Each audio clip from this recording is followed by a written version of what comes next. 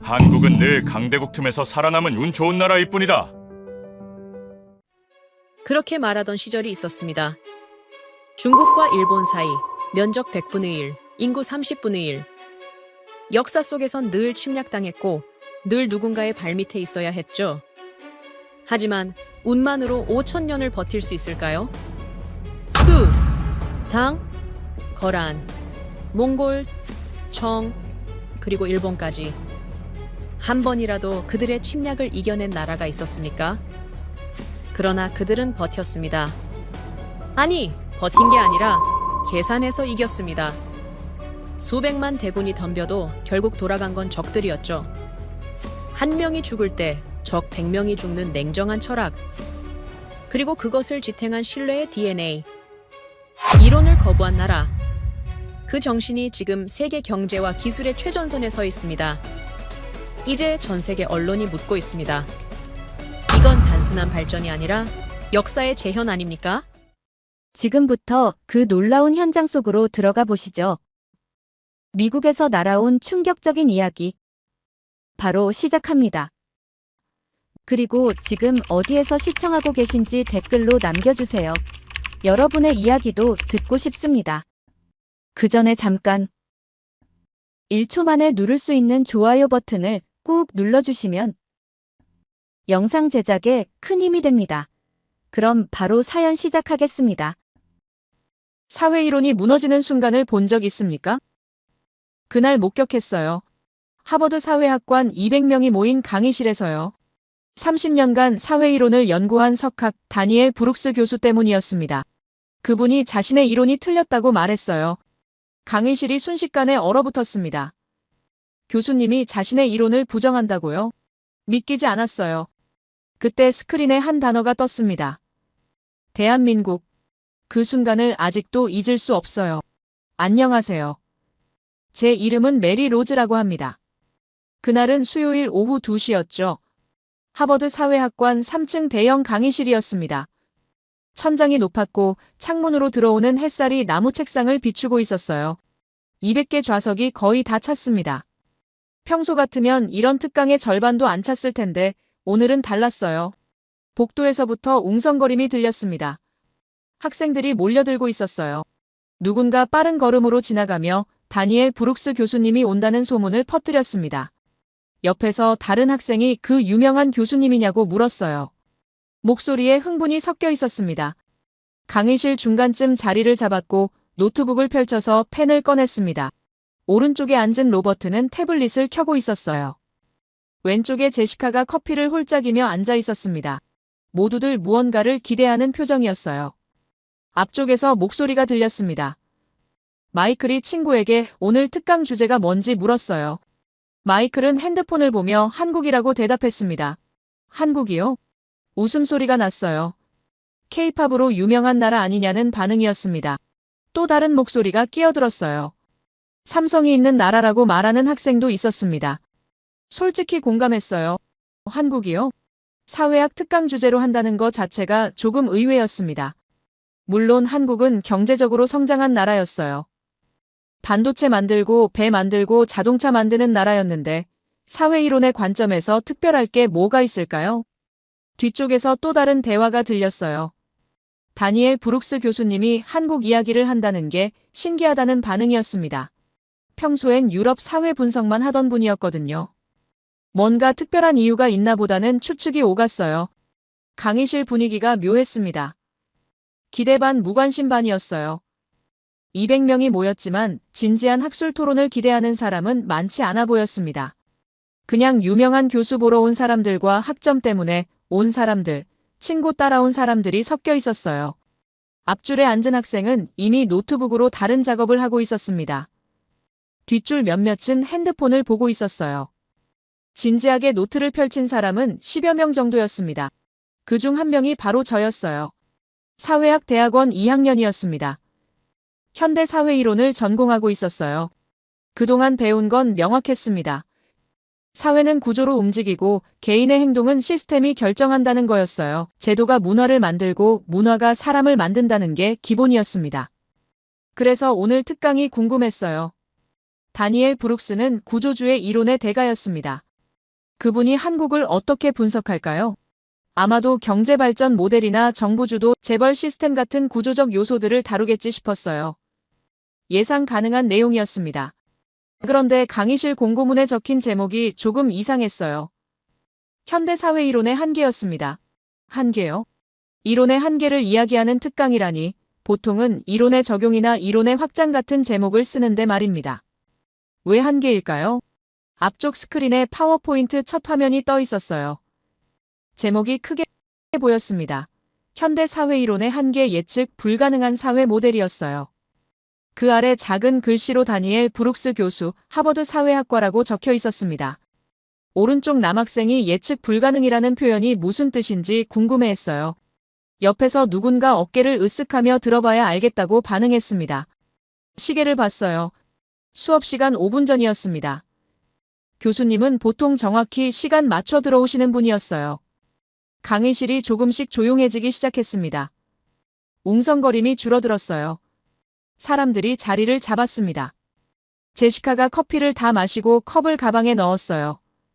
로버트도 노트북을 닫았습니다. 핸드폰 보던 사람들도 하나둘 화면을 내렸어요. 강의실 전체가 숨을 고르는 것 같았습니다. 문을 쳐다봤지만 아직 닫혀 있었습니다. 그 순간 복도에서 발소리가 들렸어요. 누군가 다가오고 있었습니다. 발소리가 점점 가까워졌고 강의실 안이 완전히 조용해졌습니다. 200명이 모두 문을 보고 있었어요. 긴장감이 느껴졌습니다. 평범한 특강이 아닐 거라는 예감이 들었어요.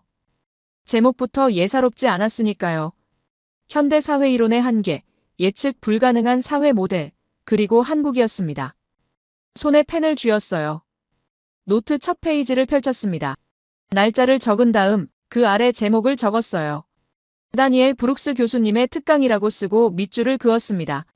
발소리가 문 앞에서 멈췄어요. 손잡이가 천천히 돌아갔습니다. 강의실 200명의 시선이 문에 고정됐어요. 심장이 빠르게 뛰기 시작했습니다. 그때 문이 열렸습니다. 다니엘 브룩스 교수님이었어요. 50대 중반쯤 되어 보였습니다. 회색 재킷에 검은색 터틀넥을 입고 있었어요. 키가 크고 어깨가 넓었습니다. 걸음걸이가 느긋했어요. 서두르지 않았습니다. 하지만 강의실 전체의 시선이 그분에게 쏠렸어요. 연단으로 걸어가며 학생들을 천천히 둘러봤습니다. 눈빛이 날카로웠어요. 관찰하는 눈이었습니다. 가방을 책상 위에 내려놓고 노트북을 꺼냈어요. 마이크를 켰습니다. 스크린을 확인했어요. 모든 동작이 침착했습니다. 강의실이 완전히 조용해졌어요. 200명이 숨을 죽이고 기다리고 있었습니다. 교수님이 입을 열었어요. 안녕하십니까? 다니엘 브룩스입니다. 오늘 여러분과 함께 나눌 이야기는 제게 매우 특별한 의미가 있습니다. 오랫동안 사회이론을 연구했는데 그 모든 시간이 한나라 앞에서 무너지는 경험을 했거든요. 강의실에 작은 웅성거림이 일었어요. 학생들이 서로를 쳐다봤습니다. 무너졌다고요? 이론이요? 교수님이 스크린을 가리켰습니다. 화면에 제목이 크게 떠 있었어요. 현대사회이론의 한계, 예측 불가능한 사회 모델, 한계라는 단어를 보십시오. 제가 이 단어를 쓴 건 겸손 때문이 아닙니다. 정확한 표현이기 때문이었어요. 서구 사회이론은 분명한 한계를 가지고 있습니다. 그 한계를 가장 극명하게 보여주는 나라가 바로 대한민국이었어요. 손에 쥔 펜이 저절로 움직였습니다. 노트에 적기 시작했어요. 대한민국, 이론의 한계, 예측 불가능. 교수님이 연단 앞으로 나왔습니다. 마이크에서 조금 떨어졌어요. 목소리가 강의실을 가득 채웠습니다. 제 이야기를 하겠습니다. 개인적인 이야기예요. 하지만 여러분이 오늘 배울 내용을 이해하는데 꼭 필요한 배경입니다. 슬라이드가 넘어갔어요. 흑백 사진 한 장이 나타났습니다. 아시아의 어느 거리였어요. 간판들이 빽빽했고 사람들이 바쁘게 걸어가고 있었습니다. 제 아버지는 리처드 브룩스라는 이름의 저널리스트였습니다. 뉴욕 타임스 동아시아 특파원이었어요. 오랜 기간 동안 일을 했습니다. 도쿄에서 10년, 베이징에서 10년, 그리고 서울에서 10년을 보냈어요. 다음 슬라이드가 넘어갔습니다. 나이든 남자의 사진이었어요. 카메라를 들고 거리에서 서 있는 모습이었습니다. 아버지는 매일 저녁 식탁에서 이야기를 들려줬어요. 도쿄의 질서정연함에 대해서요. 베이징의 거대함에 대해서요. 그리고 서울의 독특함에 대해서요. 특히 서울 이야기를 할 때면 아버지의 표정이 달라졌습니다. 뭔가 이해할 수 없다는 표정이었어요. 강의실이 집중하고 있었습니다. 앞줄 학생들이 앞으로 몸을 기울였어요. 뒷줄에서 핸드폰 보던 학생들도 화면을 내렸습니다. 아버지는 늘 말했습니다. 다니엘, 한국은 다르다고요. 일본처럼 계획적이지도 않고 중국처럼 압도적이지도 않은데 뭔가 다른 힘이 있다고 했어요. 처음엔 이해하지 못했습니다. 다르다는 게 대체 무슨 의미일까요? 교수님이 잠시 멈췄어요. 강의실을 천천히 둘러봤습니다. 그리고 다시 말을 이었어요. 1980년대였습니다. 아버지가 서울에 처음 부임했을 때요. 당시 한국은 막 민주화를 시작한 나라였어요. 경제는 성장하고 있었지만 여전히 개발도상국이었습니다. 아버지가 찍은 사진들을 봤어요. 비포장 도로가 많았고 건물들은 낡았습니다. 하지만 사람들의 눈빛이 달랐어요. 슬라이드가 바뀌었습니다. 여러 장의 사진이 연속으로 나타났어요. 공장에서 일하는 사람들, 학교에서 공부하는 학생들, 건설 현장에서 땀 흘리는 노동자들이었습니다. 아버지는 말했습니다. 이 사람들은 뭔가에 쫓기듯 살고 있다고요. 하지만 포기한 눈빛이 아니었어요. 오히려 반대였습니다. 무언가를 향해 달려가는 눈빛이었어요. 절박함과 희망이 동시에 보였다고 했습니다. 오른쪽 남학생이 뭔가 메모하기 시작했어요. 왼쪽 여학생도 노트북을 열었습니다. 강의실 분위기가 완전히 바뀌었어요. 처음에 무관심은 사라졌습니다. 1997년이었습니다. 아버지가 다시 서울로 돌아갔을 때요. 17년 만이었어요. 그 사이 한국은 완전히 달라져 있었습니다. 고층 빌딩이 들어섰고 도로는 깔끔해졌어요. 지하철이 생겼고 공항은 현대화됐습니다. 교수님이 목소리를 낮췄어요. 하지만 아버지를 놀라게 한 건 건물이 아니었습니다. 사람이었어요. 그해 한국은 IMF 외환위기를 겪고 있었습니다. 나라가 부도 직전까지 갔어요. 아버지는 취재를 나갔습니다. 거리에서 사람들을 만났어요. 슬라이드가 넘어갔습니다. 긴 줄을 선 사람들의 사진이었어요. 손에 무언가를 들고 있었습니다. 금 모으기 운동이었습니다. 시민들이 자발적으로 금을 모아 국가에 기부하고 있었어요. 아버지는 충격을 받았습니다. 정부가 강요한 게 아니었거든요. 시민들이 먼저 움직였어요. 결혼 반지를 내놓고 목걸이를 내놓았습니다. 할머니들이 평생 모은 금을 가져왔어요. 강의실이 완전히 조용했습니다. 누구도 움직이지 않았어요. 아버지는 그날 밤 제게 전화했습니다. 목소리가 떨리고 있었어요. 다니엘, 나는 오랫동안 세계를 취재했지만 이런 건 처음 본다고 했습니다. 이게 대체 뭐냐고요? 어떻게 350만 명이 자발적으로 움직일 수 있느냐고 물었어요. 그때는 대답하지 못했습니다. 그냥 특수한 상황이었겠지 싶었어요. 위기 앞에서 나타나는 일시적 현상이겠지 생각했습니다. 교수님이 연단 가장자리로 걸어갔어요. 학생들을 직접 마주보며 말했습니다. 하지만 아버지는 계속 말했습니다. 한국은 다르다고요. 그 다름이 뭔지 설명할 순 없지만 분명히 다르다고 했어요. 이론으로 설명되지 않는 뭔가가 있다고요. 슬라이드가 바뀌었습니다. 최근 서울의 야경 사진이었어요.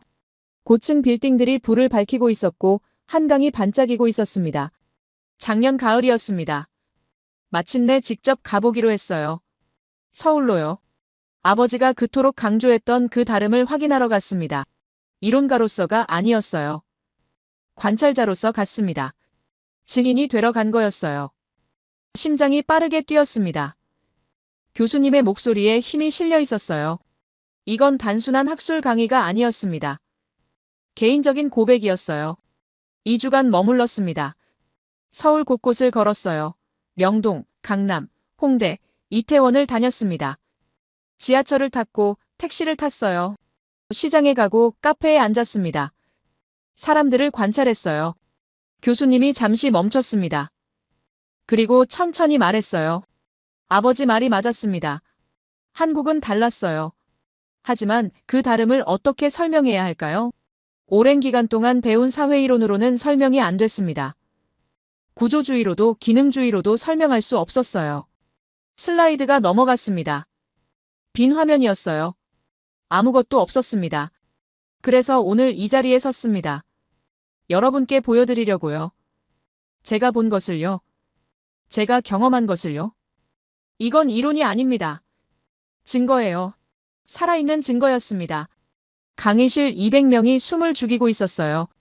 앞줄 학생은 펜을 든 채 멈춰 있었습니다. 뒷줄 학생들도 움직이지 않았어요. 교수님이 마이크를 잡았습니다. 목소리가 낮아졌어요. 지금부터 보여드릴 내용은 불편할 수 있습니다. 여러분이 배운 이론과 충돌할 거예요. 상식과도 어긋날 수 있습니다. 하지만 이건 제가 직접 목격한 사실이에요. 화면이 바뀌었습니다. 새로운 제목이 떠올랐어요. 대한민국 이론을 거부하는 나라. 교수님이 연단 중앙으로 돌아왔습니다. 노트북 앞에 섰어요. 마우스를 클릭할 준비를 하고 있었습니다. 준비되셨습니까? 그 질문에 아무도 대답하지 않았어요. 하지만 모두가 준비되어 있었습니다. 강의실 전체가 하나의 거대한 귀가 된 것 같았어요. 그때 교수님이 말했습니다. 그럼 시작하겠습니다. 증거를 보여드리겠어요. 스크린이 바뀌었습니다. 화면에 숫자 하나가 크게 떠올랐어요. 1대 100. 그 아래 작은 글씨가 있었습니다. 생존의 최소 조건, 교수님이 그 숫자를 가리켰어요. 여러분, 이 숫자가 뭔지 아십니까? 교환비입니다. 전쟁에서 우리 병사 한 명이 죽을 때 적군은 최소 100명이 죽어야 한다는 뜻이에요. 이게 한국이 세운 생존의 기준이었습니다. 강의실이 술렁였어요. 앞줄 학생 몇몇이 고개를 갸우뚱했습니다. 100명이요? 그게 가능합니까? 교수님이 연단 앞으로 나왔어요. 처음 들으면 말도 안 되는 소리처럼 들립니다. 비인간적으로 들릴 수도 있어요. 하지만 이건 냉혹한 현실이었습니다. 한국은 선택의 여지가 없었어요. 슬라이드가 넘어갔습니다. 지도가 나타났어요. 한반도 옆에 거대한 중국 대륙이 있었습니다. 크기 차이가 압도적이었어요. 한국의 인구는 늘 부족했습니다. 옆에는 중국이라는 거대한 제국이 있었어요. 인구 차이가 10배, 20배였습니다. 전쟁이 나면 어떻게 됐을까요? 숫자로 밀려요. 아무리 용감하게 싸워도 결국 지는 겁니다. 교수님이 목소리를 높였어요. 그래서 한국은 계산을 시작했습니다. 수학을 했어요. 우리가 100명을 죽이고 우리는 1명만 죽는다면요? 그럼 10만 대군이 와도 우리는 1000명만 있으면 됩니다. 이게 가능하다면 살아남을 수 있어요. 숫자가 선명하게 보였습니다. 1대 100 갑자기 이해가 되기 시작했어요. 이건 잔인함이 아니었습니다. 생존을 위한 필사적인 계산이었어요. 유럽의 전쟁을 보십시오. 교수님이 말했습니다. 기사도가 있었어요. 명예가 있었습니다. 적장과 1대1로 싸우고 패배한 적을 존중했어요. 아름다운 전통이었습니다. 슬라이드가 바뀌었어요. 중세 유럽 기사들의 그림이었습니다. 하지만 그건 여유가 있을 때만 가능한 겁니다. 교수님이 말을 이었어요. 전쟁에서 져도 나라가 남아있을 때요. 왕조가 바뀔 뿐 민족은 살아남을 때 말입니다. 그런 사치를 부릴 수 있어요. 화면이 다시 한반도로 돌아왔습니다. 한국은 달랐어요. 한 번 지면 끝이었습니다. 민족 전체가 사라질 수 있었어요. 언어가 사라지고 문화가 사라지고 역사가 지워질 수 있었습니다. 그래서 여유가 없었어요. 명예도 기사도도 필요 없었습니다. 교수님이 잠시 멈췄어요. 강의실을 둘러봤습니다. 오직 한 가지만 중요했습니다. 살아남는 것. 그게 전부였어요. 오른쪽 남학생이 손을 들었어요. 교수님이 지명했습니다. 그럼 실제로 그런 교환비를 달성했습니까? 좋은 질문입니다. 교수님이 웃었어요. 슬라이드가 넘어갔습니다. 살수대첩이라는 제목이 떴어요. 그 아래 숫자들이 나타났습니다.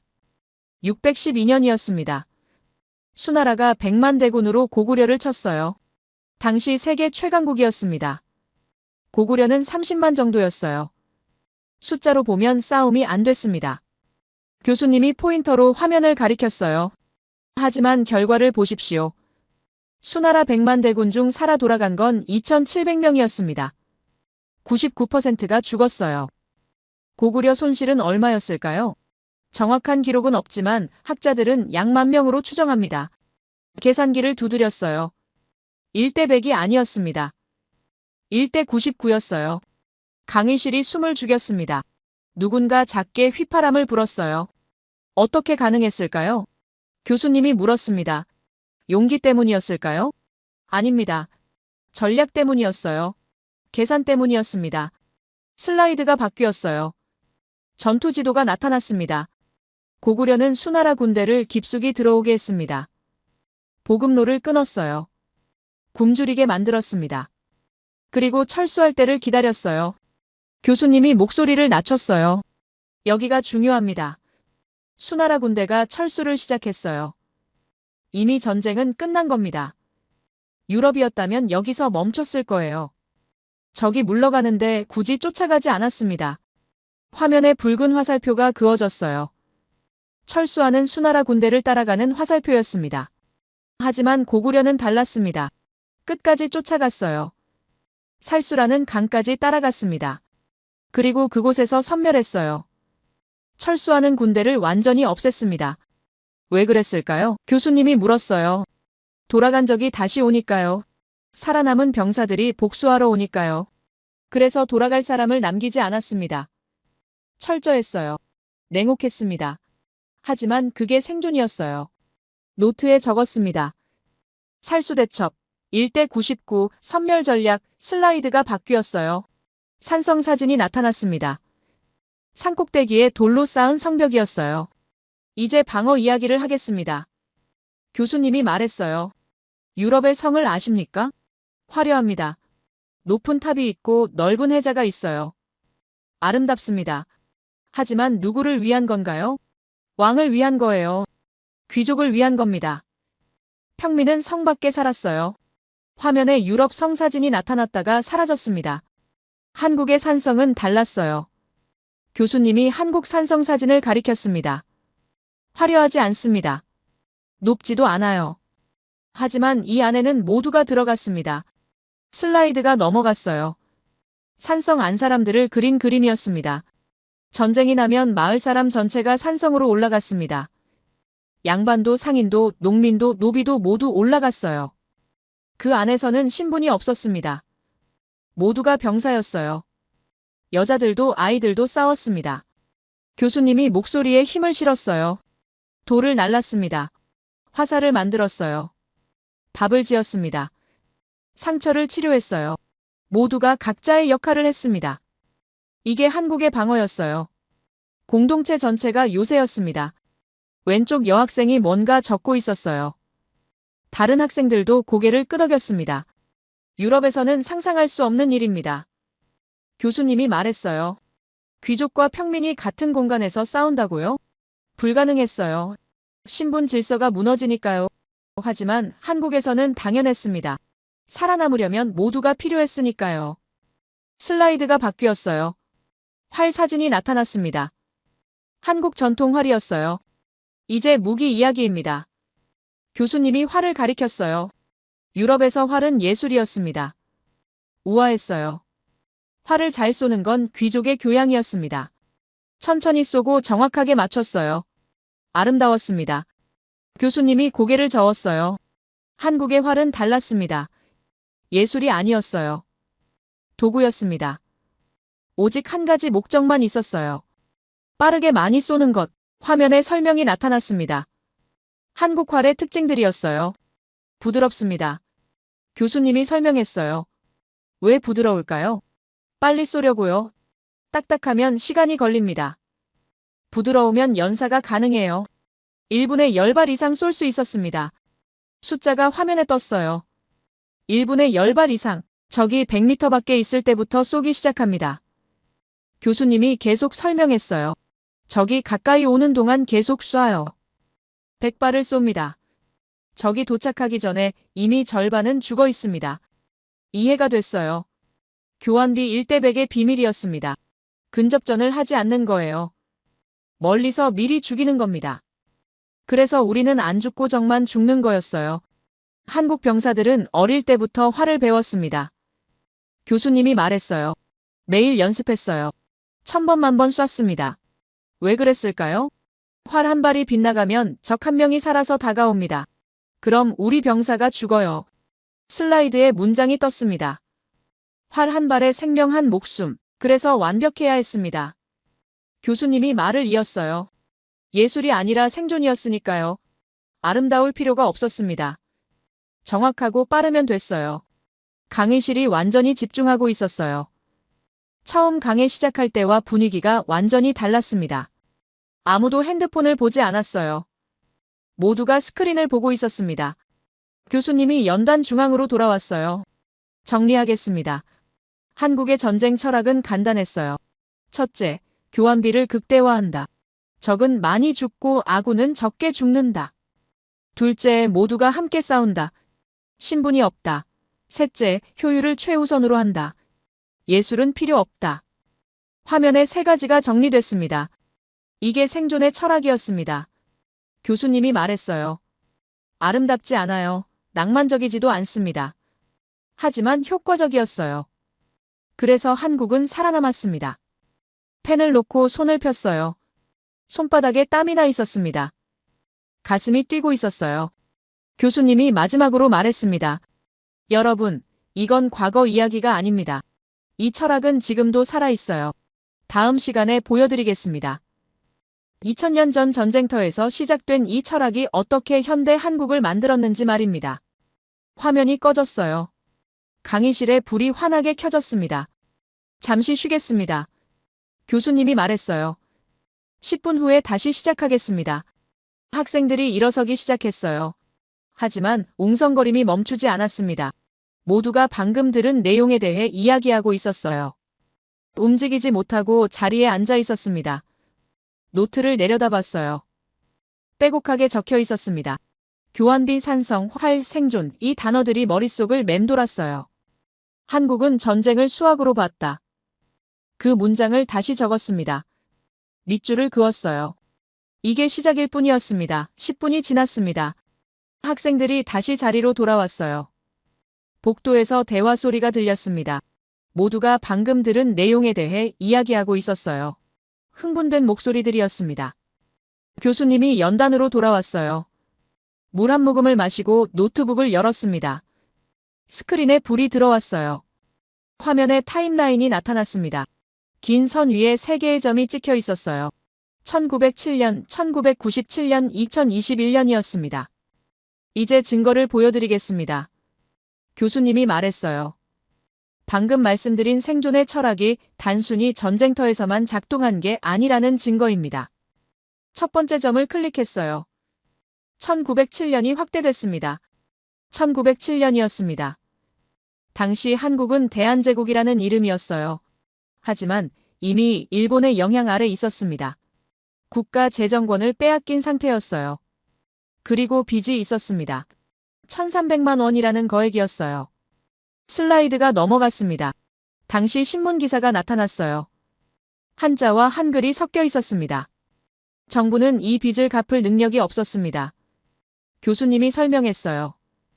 그런데 2월 대구에서 한 신문사 사장이 제안을 했어요. 국민이 담배를 끊어 그 돈으로 빚을 갚자고요. 담배요? 옆에 남학생이 작게 중얼거렸습니다. 운동이 시작됐습니다. 교수님이 계속 말했어요.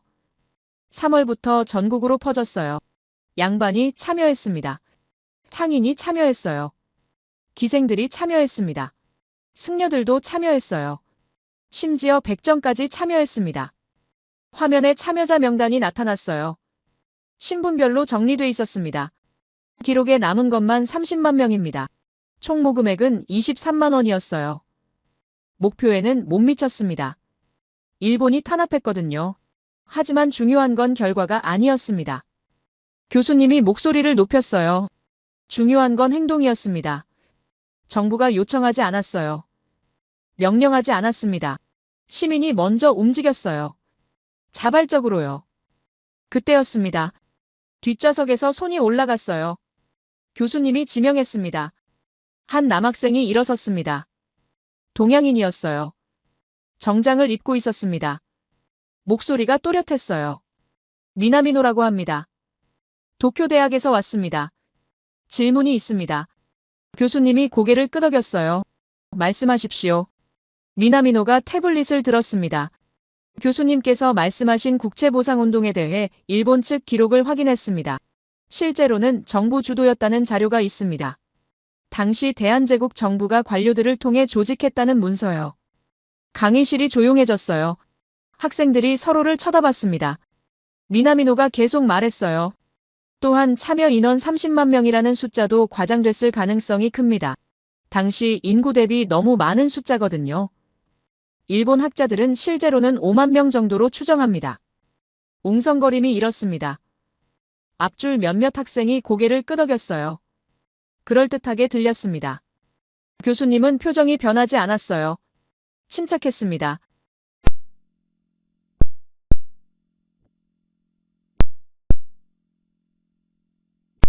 슬라이드를 넘겼습니다. 새로운 문서가 나타났어요. 하지만 미나미노 씨, 이 자료를 보시겠습니까? 당시 각 지역별 모금 기록입니다. 대구, 부산, 평양, 서울 각지에서 독립적으로 기록된 문서예요. 정부 문서가 아닙니다. 민간 기록이에요. 교수님이 하나씩 가리켰어요. 이 기록들은 서로 독립적입니다. 하지만 모두 같은 시기에 같은 운동을 기록하고 있어요. 정부가 조작하기엔 너무 광범위합니다. 미나미노가 뭔가 말하려 했지만 교수님이 계속했어요.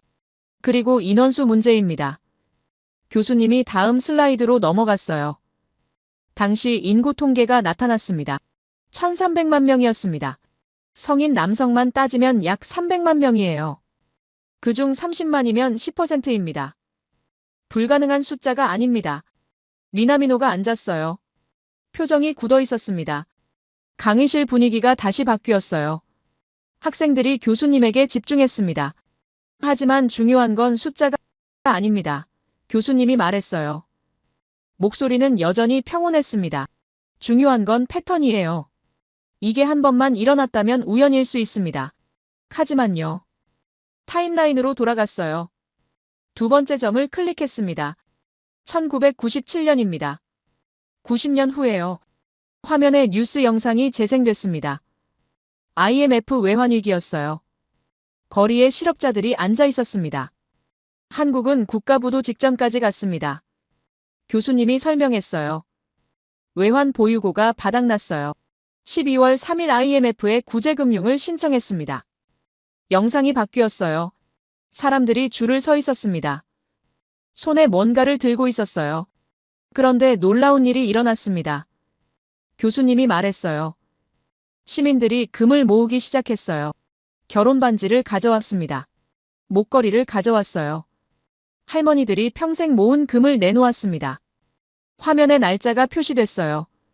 11월 28일, 정부 발표는 12월 3일이었습니다. 하지만 시민들은 이미 11월부터 움직이고 있었어요. 정부보다 빨랐습니다. 슬라이드가 넘어갔어요. 통계가 나타났습니다. 참여 인원 350만 명입니다. 총 모금량 227톤이었어요. 당시 시세로 21억 달러였습니다. 강의실에서 탄성이 나왔어요. 누군가 휘파람을 불었습니다. 교수님이 타임라인을 가리켰어요. 1907년 30만 명이 움직였습니다.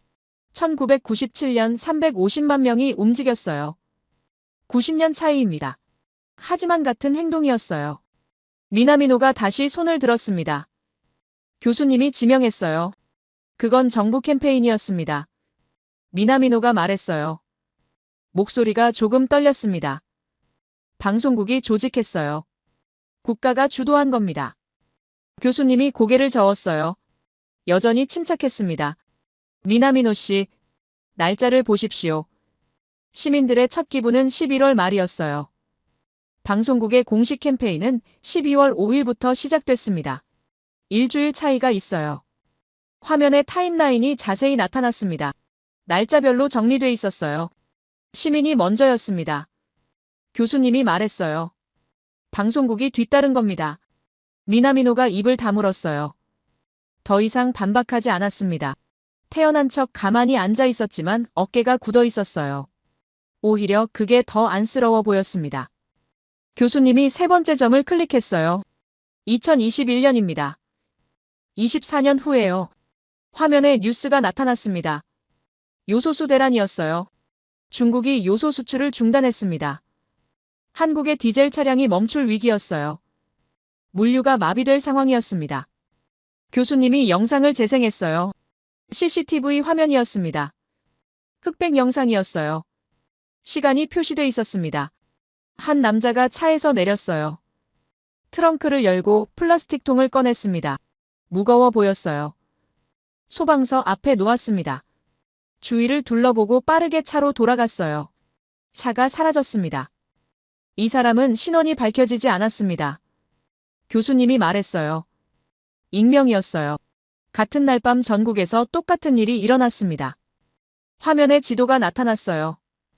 빨간 점들이 찍혀 있었습니다. 11월 한 달 동안 127곳에서 익명 기부가 있었습니다. 요소수였어요. 정부 발표는 11월 8일이었습니다. 하지만 첫 기부는 11월 2일이었어요. 또 먼저였어요.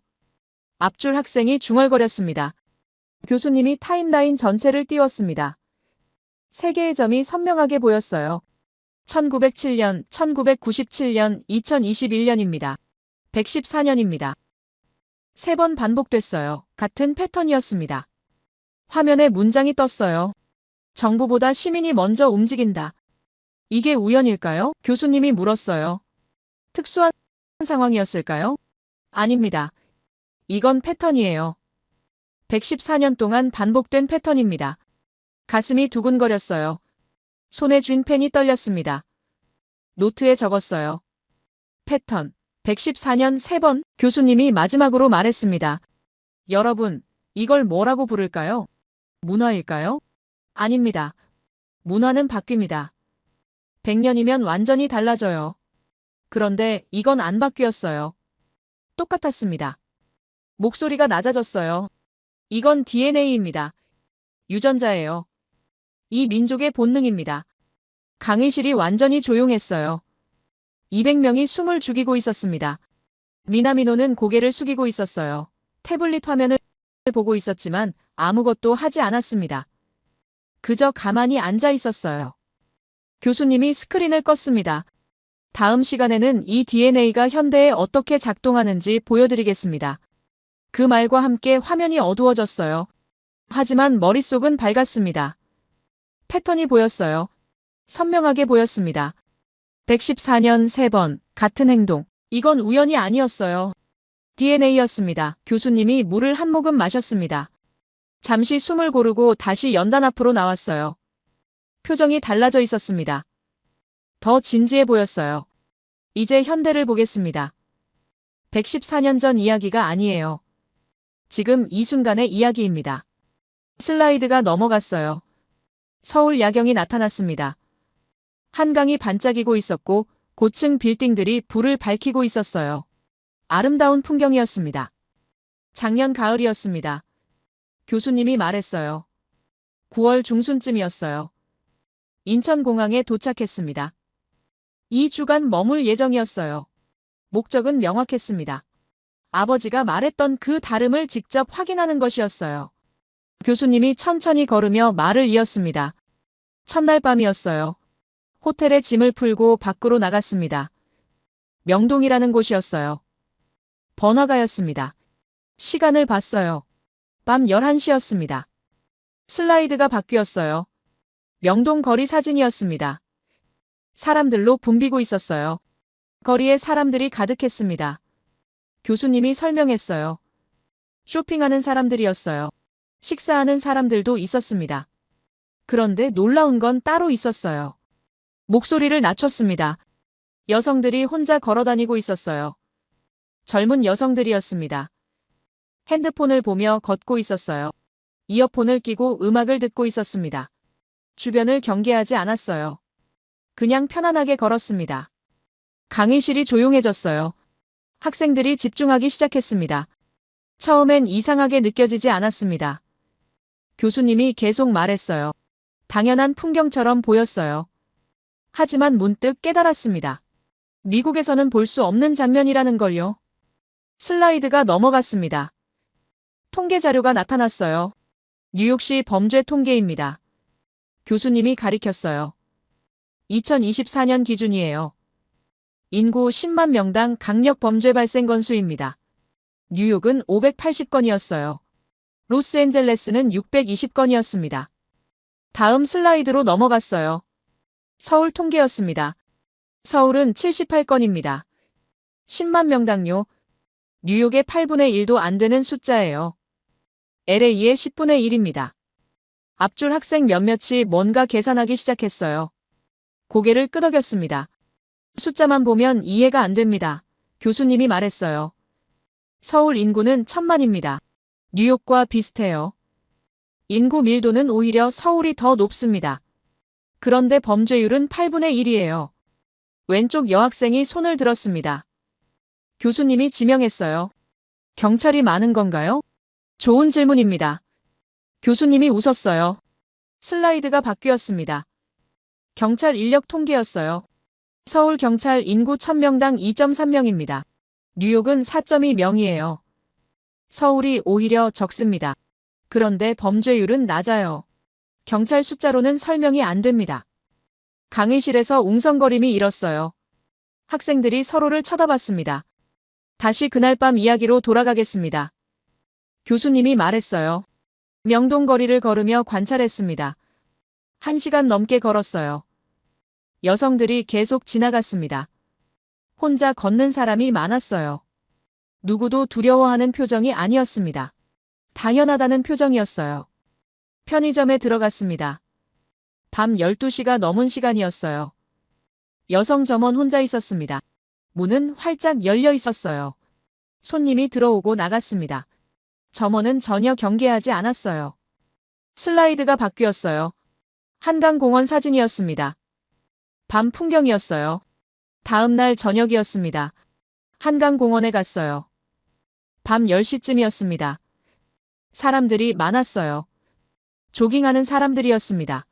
자전거 타는 사람들도 있었어요. 교수님이 목소리를 높였습니다. 그런데 아이들이 있었어요. 초등학생쯤 되어 보이는 아이들이었습니다. 뛰어놀고 있었어요. 부모와 함께였지만 멀리 떨어져서 놀았습니다. 밤 10시예요. 공원에서요. 뉴욕이라면 불가능한 일입니다. 로스앤젤레스에서도 볼 수 없어요.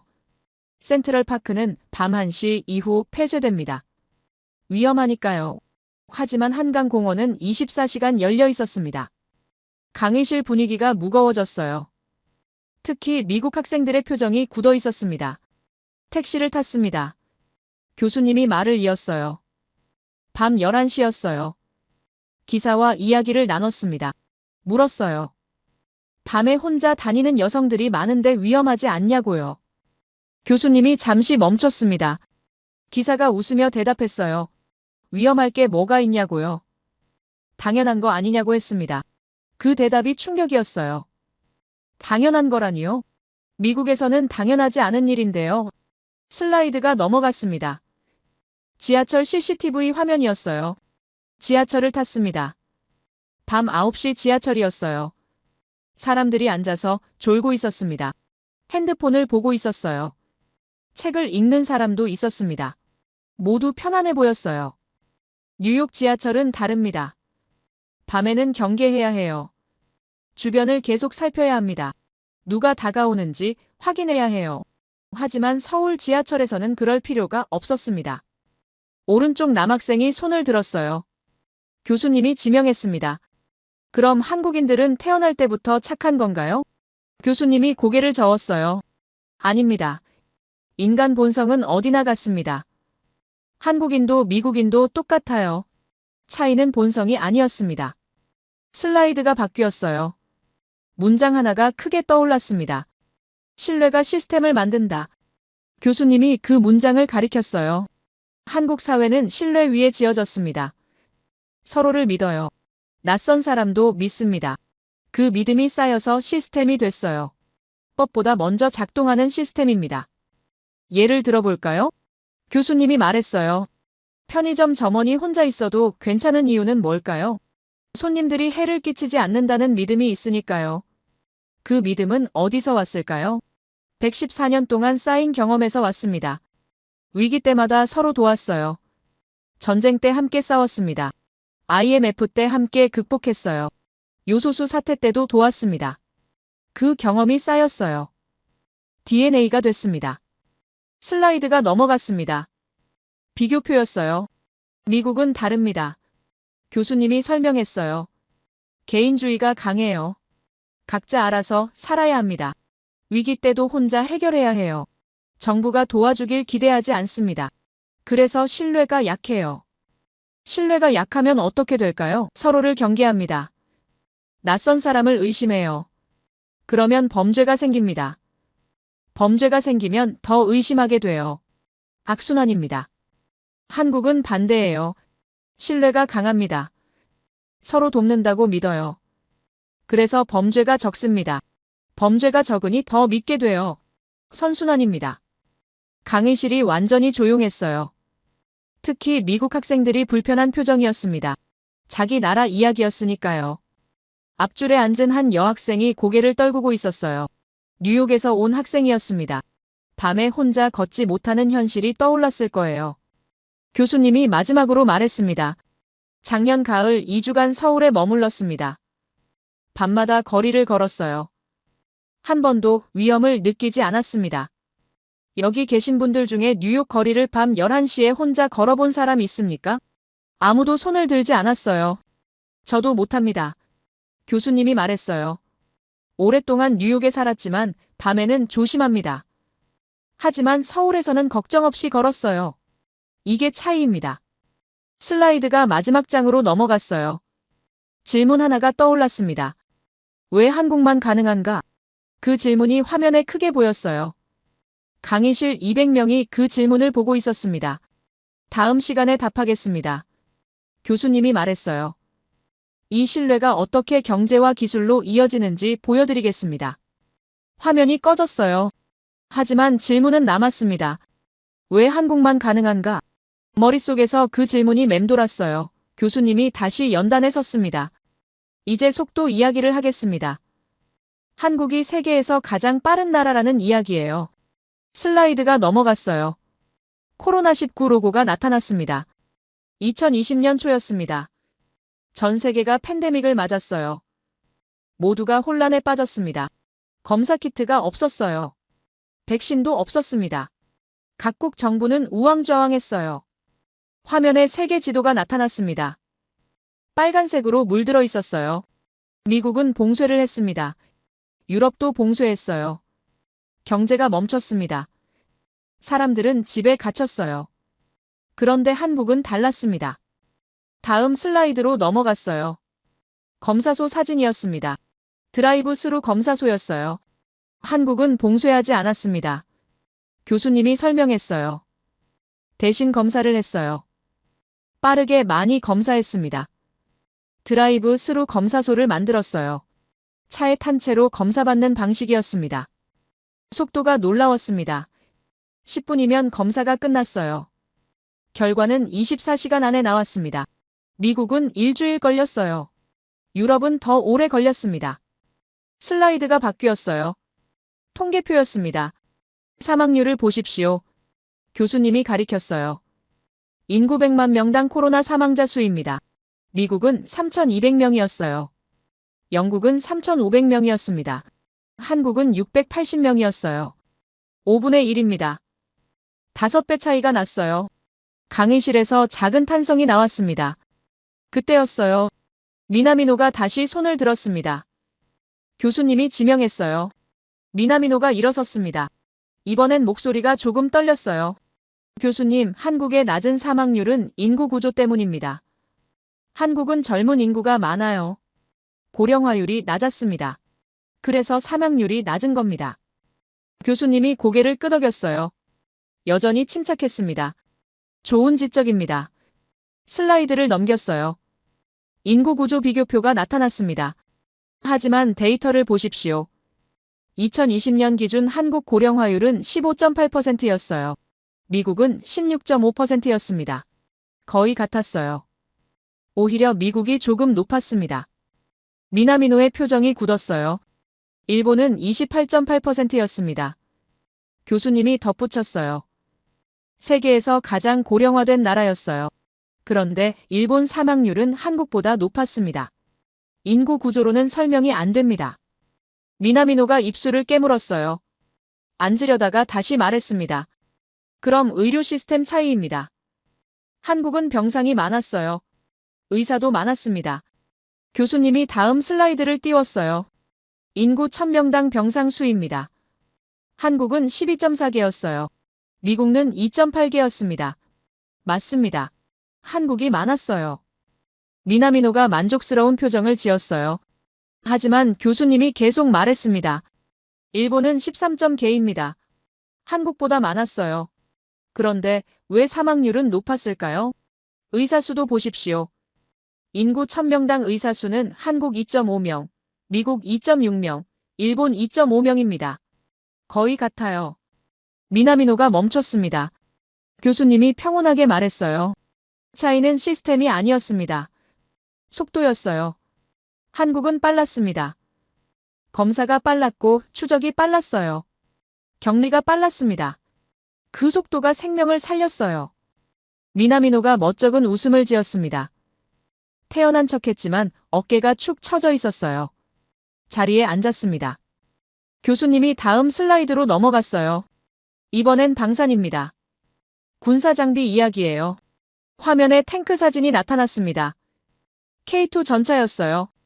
2022년이었습니다. 러시아 전쟁 이야기였는데 폴란드가 긴장했습니다. 옆 나라에서 전쟁이 났으니까요. 급히 무기가 필요했어요. 폴란드는 여러 나라에 연락했습니다. 미국, 독일, 프랑스에 탱크를 주문했어요. 하지만 문제가 있었습니다. 슬라이드에 납기일이 표시됐어요. 미국 납기는 3년이었습니다. 독일은 4년이었어요. 프랑스는 5년이었습니다. 너무 오래 걸렸어요. 그 사이 무슨 일이 일어날지 모르는데요. 그때 한국이 제안했습니다. 교수님이 말했어요. 한국은 말했어요. 3개월이면 첫 배송이 가능하다고요. 1년이면 100대를 보내겠다고 했습니다. 폴란드는 믿지 못했어요. 3개월요? 탱크를요? 불가능하다고 생각했습니다. 슬라이드가 바뀌었어요. 납품 기록이었습니다. 한국은 약속을 지켰습니다. 정확히 3개월 만에 첫 배송을 했어요. 1년 만에 100대를 보냈습니다. 하루도 늦지 않았어요. 강의실에서 휘파람 소리가 났습니다. 이게 한국입니다. 교수님이 목소리를 높였어요. 약속을 지킵니다. 빠르게 지켜요. 그래서 신뢰를 얻었습니다. 폴란드는 추가 주문을 했어요. 1000대를 더 주문했습니다. 왜 그랬을까요? 한국을 믿었으니까요. 다음 슬라이드였습니다. 반도체 공장 사진이었어요. 반도체 이야기입니다. 삼성과 TSMC를 비교하겠어요. 둘 다 세계 최고 수준입니다. 기술력은 비슷해요. 하지만 차이가 있습니다. 화면에 납기 준수율이 나타났습니다. 삼성은 99.8%입니다. 거의 100%예요. 약속한 날짜에 배송합니다. 하루도 안 늦어요. TSMC는 97.2%였습니다. 높은 수치예요. 하지만 삼성보다는 낮았습니다. 2.6% 차이입니다. 작아 보이지만 엄청난 차이예요. 글로벌 기업들은 이 차이를 압니다. 그래서 삼성을 선택해요. 교수님이 잠시 멈췄습니다. 왜 한국은 약속을 지킬까요? 기술이 좋아서일까요? 아닙니다. 슬라이드가 바뀌었어요. 고구려 활 사진과 반도체 칩 사진이 나란히 놓였습니다. 1400년 전 활 이야기를 기억하십니까? 교수님이 물었어요. 빨라야 했습니다. 정확해야 했어요. 왜냐하면 늦으면 죽으니까요. 반도체도 같습니다. 늦으면 안 돼요. 고객이 떠나니까요. 신뢰를 잃으니까요. 생존이 걸린 문제입니다. 활에서 반도체로 이어졌습니다. 1400년이 지났어요. 하지만 철학은 같았습니다. 빠르고 정확하게 약속을 지킨다. 생존을 위해서요. 그때 미나미노가 가방을 챙기기 시작했어요. 조용히 일어섰습니다. 강의실 문으로 걸어갔어요. 뒤돌아보지 않았습니다. 문을 열고 나갔어요. 몇몇 학생이 그를 쳐다봤지만 아무도 말하지 않았습니다.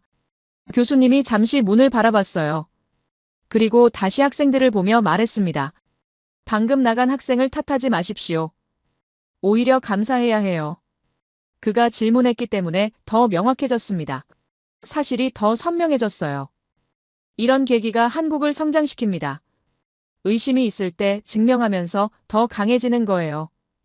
비판이 있을 때 사실로 답하면서 신뢰를 쌓는 겁니다. 슬라이드가 바뀌었어요. 문장이 떠올랐습니다. 문화는 국가력이다.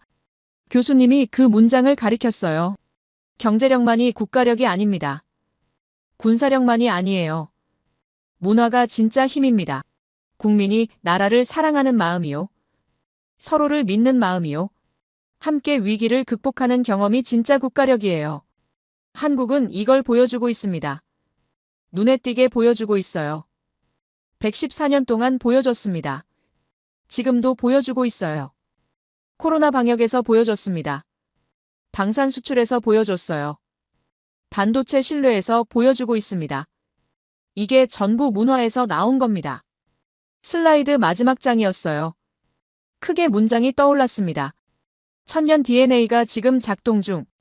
교수님이 목소리에 힘을 실었어요. 1400년 전 전쟁터에서 시작된 철학입니다. 빠르게, 정확하게, 함께, 신뢰하며 이 DNA가 지금도 살아있어요. 활을 쏘던 손이 반도체를 만들고 있습니다. 산성에서 함께 싸우던 정신이 코로나를 이겨냈어요. 이게 한국입니다. 과거가 현재가 된 나라예요. 역사가 DNA가 된 민족입니다. 그 순간이었어요.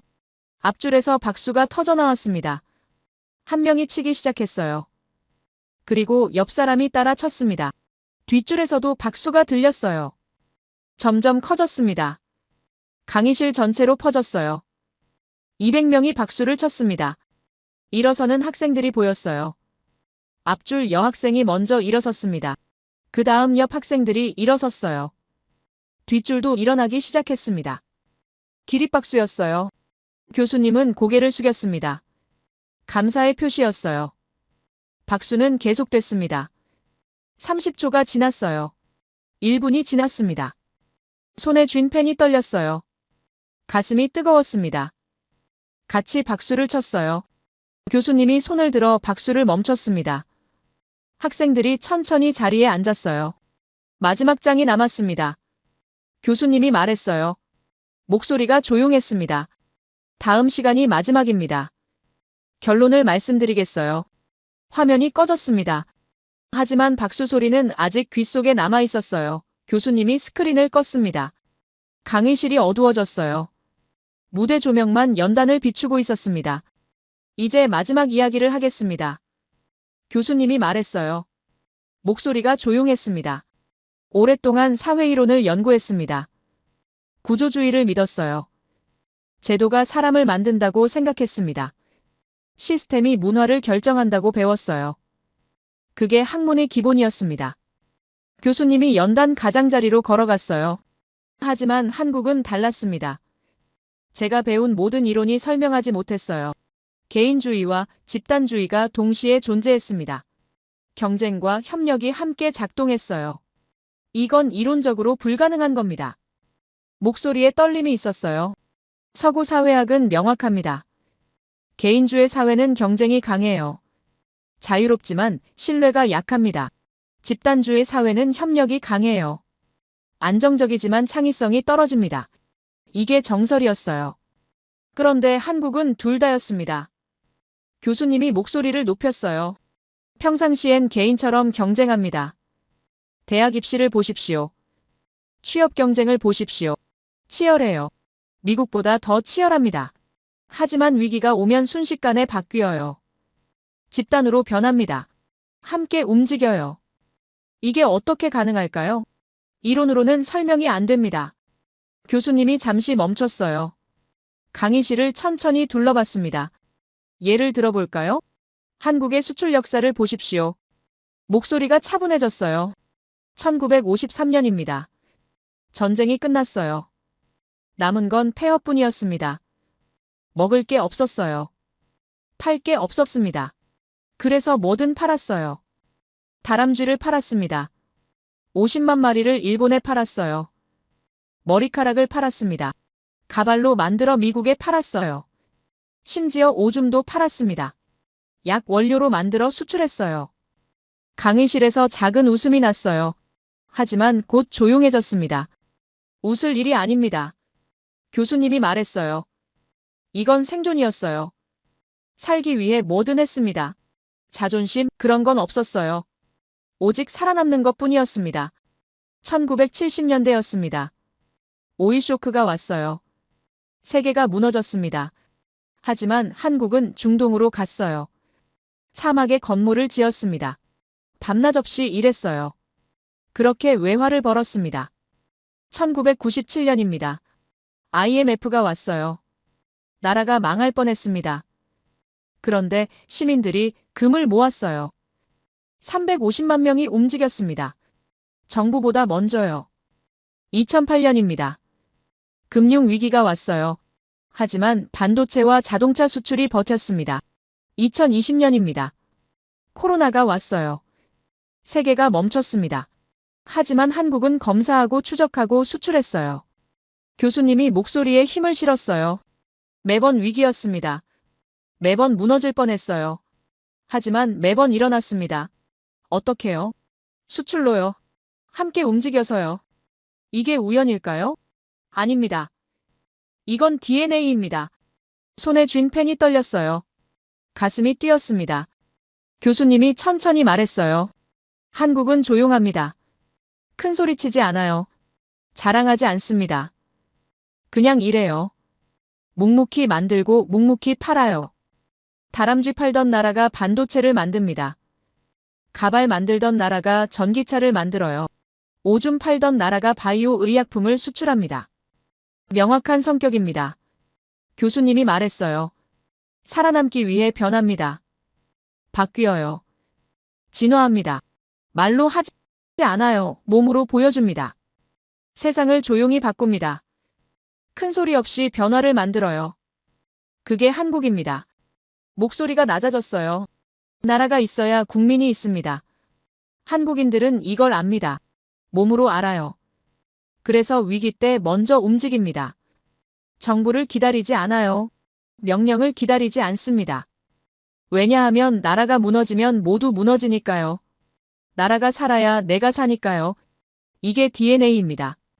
결국 모두가 원하는 건 같습니다. 교수님이 말을 이었어요. 나라의 평화, 그리고 성장, 앞으로 나아가는 겁니다. 멈추지 않고요. 한국은 멈추지 않습니다. 전쟁 후에도, 독재 시절에도, IMF 때도, 코로나 때도 멈추지 않았어요. 계속 나아갔습니다. 왜 그랬을까요? 교수님이 물었어요. 물질 때문일까요? 돈 때문일까요? 아닙니다. 목소리가 떨렸어요. 눈에 보이지 않는 게 더 강합니다. 신뢰요. 연대요. 함께라는 믿음이요. 이게 진짜 힘입니다. 반도체는 망가지면 끝입니다. 공장은 불타면 없어져요. 하지만 신뢰는 남습니다. 함께한 경험은 지워지지 않아요. 그게 DNA가 되는 겁니다. 한국에는 이 힘이 있습니다. 눈에 안 보이는 힘이요. 114년 동안 쌓인 힘입니다. 1400년 전부터 내려온 힘이에요. 그래서 선진국이 됐습니다. 교수님이 말했어요. 1인당 국민소득 3만 달러를 넘었어요. 세계 10위권 경제대국입니다. 그래서 강대국들이 견제합니다. 중국이 경계해요. 일본이 불편해합니다. 미국도 주목해요. 왜 그럴까요? 두렵기 때문입니다. 교수님이 목소리를 높였어요. 한국의 기술이 두려운 게 아닙니다.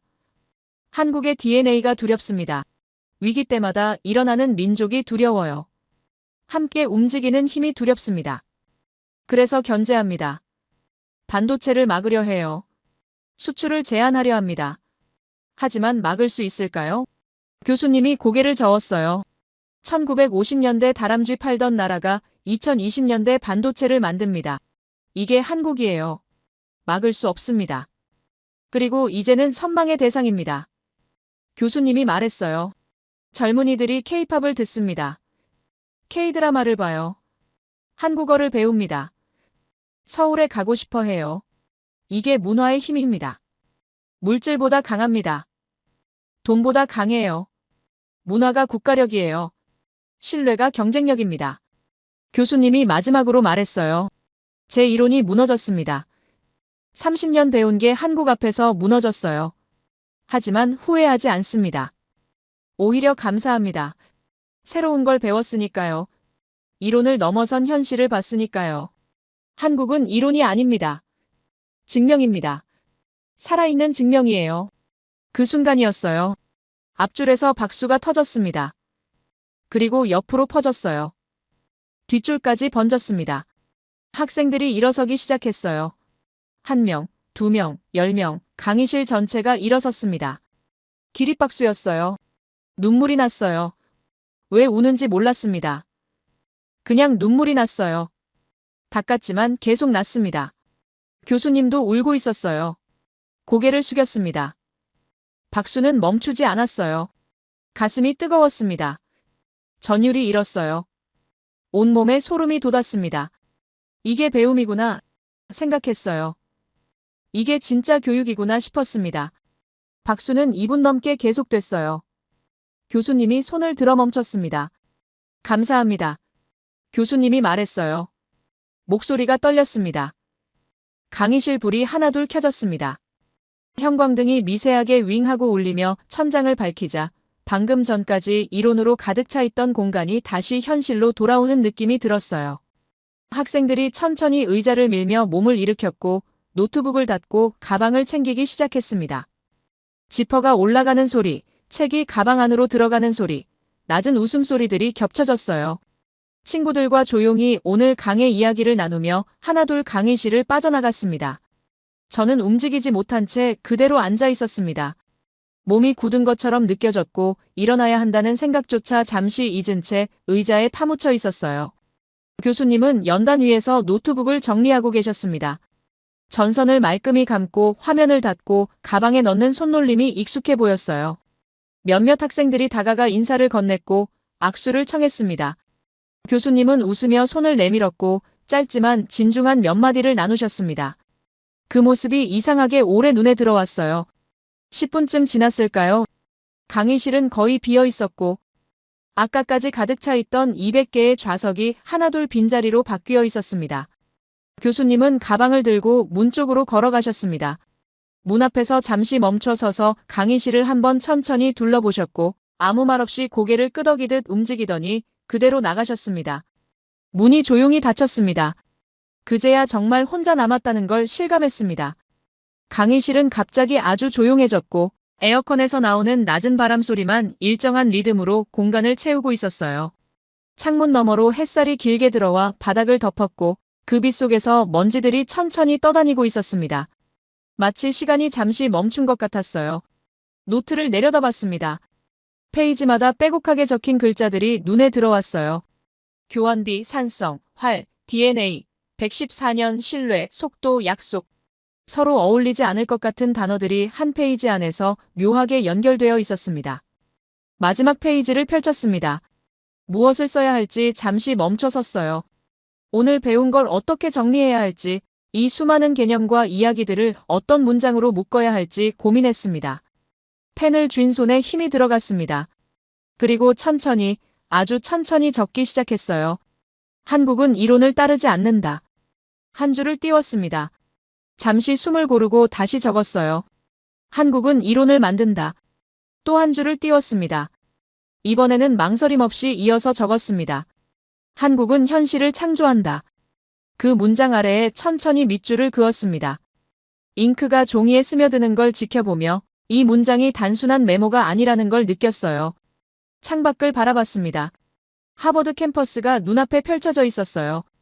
붉은 벽돌 건물들이 질서 있게 서 있었고 학생들은 잔디밭을 가로질러 각자의 방향으로 걸어가고 있었습니다. 이곳에서 저는 3년을 공부했습니다. 사회학을 배웠고 이론을 배웠고 구조를 배웠습니다. 하지만 오늘 배운 건 분명 달랐습니다. 이론 너머를 봤고 구조 너머를 봤고 숫자와 도표가 아니라 사람을 봤습니다. 살아있는 역사, 움직이는 사회를 봤어요. 다시 노트로 시선을 돌렸습니다. 솔직히 고백하자면 강해 전까지는 일본을 먼저 떠올렸습니다. 적었습니다. 아시아의 중심은 일본이라고 생각해왔어요.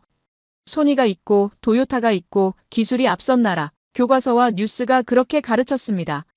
한국은 그 뒤를 따라가는 나라쯤으로 여겼던 것도 사실입니다. 하지만 틀렸습니다. 펜 끝이 멈췄다가 다시 움직였어요. 한국이 아시아의 중심을 넘어서고 있었다. 그 문장을 적고 나서 한참을 가만히 있었습니다. 생각이 자연스럽게 더 깊은 곳으로 흘러갔어요. 만약 한국이 유럽 국가였다면 어땠을까요? 독일 옆에 있었다면, 프랑스 옆에 있었다면 벌써 미국과 정면으로 경쟁하는 나라가 되었을 겁니다. 적었어요. 지리는 한국을 가로막아 왔습니다. 중국과 일본 사이에 끼어 있었고 수없이 침략당했고 전쟁을 겪었습니다. 그래서 성장이 늦어졌습니다. 하지만 오히려 그게 다행이었을지도 모릅니다. 다음 줄에 이렇게 적었습니다. 만약 한국이 유럽에 있었다면 미국은 훨씬 더 일찍 경계했을 것이다. 지금보다 훨씬 거센 견제를 받았을 것이다. 아시아 끝에 있었기에 조금 늦게 주목받았고 그 사이 조용히 힘을 키웠습니다. 이제는 쉽게 막을 수 없는 나라가 되었습니다. 펜을 내려놓고 한동안 생각했습니다. 무엇이 한국을 이렇게 강하게 만들었을까요? 기술력일까요? 아닙니다. 기술은 배울 수 있습니다. 돈을 들이면 살 수 있고 일본도 기술이 뛰어나고 중국도 빠르게 따라잡고 있습니다. 그렇다면 무엇일까요? 다시 펜을 들었습니다. 그리고 이렇게 적었습니다. 나라를 사랑하는 마음. 이게 진짜 힘이다. 적으면서 스스로도 놀랐습니다.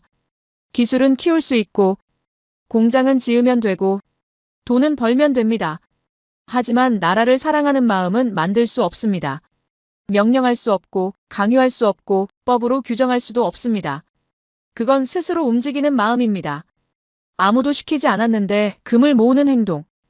정부가 요청하기 전에 요소수를 기부하는 선택. 그 자발성이 한국을 강하게 만들었습니다. 미국은 개인주의 사회입니다. 각자가 자신의 삶을 책임집니다. 위기가 와도 개인이 먼저 움직입니다. 정부를 쉽게 믿지 않습니다. 일본은 집단주의 사회입니다. 하지만 위에서 지시가 내려옵니다. 명령에 따라 움직이고 질서를 우선합니다. 한국은 달랐습니다. 명령 없이 움직이고 시키지 않아도 돕고 위기가 오면 스스로 나섭니다. 이게 진짜 무서운 힘이라는 걸 이제야 이해했습니다. 그래서 이렇게 적었습니다. 시켜서 하는 건 언젠가 멈춘다. 스스로 하는 건 절대 멈추지 않는다. 밑줄을 2번 그었습니다. 이게 한국이 더 강해 보였던 이유였습니다. 반도체 공장은 폭격 한 번에 사라질 수 있고 자동차 회사는 망할 수 있으며 건물은 무너질 수 있습니다. 하지만 나라를 사랑하는 마음은 사라지지 않습니다. 함께했던 기억은 지워지지 않고 그 경험은 DNA처럼 남습니다. 마지막으로 이렇게 적었습니다. 나는 오늘 세계를 다시 보는 법을 배웠다. 노트를 덮고 가방에 넣었습니다. 천천히 일어나 강의실을 걸었습니다. 교수님이 섰던 연단 앞에 잠시 멈춰 섰고 꺼진 스크린을 올려다봤습니다. 화면은 꺼져 있었지만 여전히 보이는 것들이 있었습니다. 교환비 1대 100, 시간의 흐름, 서울의 야경, 문 앞에서 한 번 더 뒤를 돌아봤습니다. 200개의 좌석은 비어 있었지만 강의실은 비어 있지 않았습니다. 울림이 남아 있었고 목소리가 남아 있었고 박수 소리가 남아 있었습니다. 문을 열고 나왔습니다. 복도는 조용했고 다음 강의까지 30분이 남아 있었습니다. 창가에 서서 밖을 봤습니다. 가을 햇살 아래의 하버드 캠퍼스, 노랗게 물든 나뭇잎들, 세상은 그대로였지만 제 시선은 완전히 달라져 있었습니다. 이제는 나라를 볼 때 숫자만 보지 않을 겁니다. 경제 규모나 군대 숫자만 보지 않을 겁니다. 국민의 마음을 보고 함께 움직이는 힘을 보게 될 겁니다. 한국은 작은 나라가 아니었고 이론으로만 설명할 수 없는 나라였습니다. 핸드폰을 꺼내 메모를 열었습니다. 그리고 이렇게 적었습니다. 다음 학기 논문 주제, 한국 사회의 위기 대응 방식, 저장 버튼을 눌렀습니다. 캠퍼스를 걸으며 생각했습니다. 보이는 힘은 쉽게 무너지지만 한국은 그 보이지 않는 힘을 가진 나라였습니다. 그 힘이 진짜였고, 그래서 무서웠고, 그래서 부러웠습니다. 이제 저는 한국을 연구할 겁니다. 그 힘이 어떻게 만들어지는지, 어떻게 이어지는지, 다른 나라들이 무엇을 배울 수 있는지, 그게 진짜 국가력이라고 말이죠. 그게 미래라고 믿게 되었습니다. 한국은 보이지 않는 힘을 가진 나라인데 이제 그 힘이 세상 밖으로 나와서 많은 사람들에게 보이고 있네요. 한국인의 힘이 부럽습니다. 앞으로도 더욱 성장하길 바랍니다. 제 이야기를 끝까지 들어주셔서 감사합니다. 모두 안녕히 계세요. 오늘의 사연 어떻게 들으셨나요? 들으면 들을수록 참 많은 생각이 드네요. 우리는 종종 나라의 힘을 돈이나 무기 혹은 기술로만 보려 하지만 이 이야기 속에서는 그보다 훨씬 깊은 무언가가 느껴지죠. 누가 시켜서 움직인 게 아니라 스스로 나서서 지켜낸 마음. 그게 세월을 건너 지금까지 이어져 온 진짜 힘이 아닐까 싶습니다. 생각해보면 그런 마음은 크고 거창한 게 아니라 아주 작은 선택 하나에서 시작되는 것 같아요. 누군가 어려울 때 돕고 나라가 흔들릴 때 함께 버티고 그런 행동들이 쌓여서 결국 신뢰라는 이름의 DNA가 된 거겠죠. 그리고 그 신뢰가 오늘의 한국을 만든 게 아닐까 싶습니다. 하지만 동시에 이런 질문도 남습니다. 지금의 우리는 그 DNA를 여전히 가지고 있을까요? 위기가 올 때 누가 먼저 움직일 수 있을까요? 역사는 늘 되풀이되지만 선택은 매번 새롭다고 하잖아요. 이 이야기가 단지 과거의 자랑이 아니라 미래를 생각하게 만드는 거울이 되었으면 좋겠습니다. 여러분은 어떻게 생각하시나요? 오늘의 사연을 들으며 어떤 마음이 드셨나요? 여러분의 생각을 아래 댓글에 남겨주세요. 그리고 감동적인 사연을 주변 사람들과 공유하고 함께 이야기 나눠보세요. 마지막으로 1초밖에 걸리지 않는 구독과 좋아요, 알림 설정은 영상 제작에 큰 힘이 됩니다. 지금까지 감동을 담아 여러분께 진심을 전하는 감동담기였습니다. 오늘 하루도 행복한 하루 보내세요.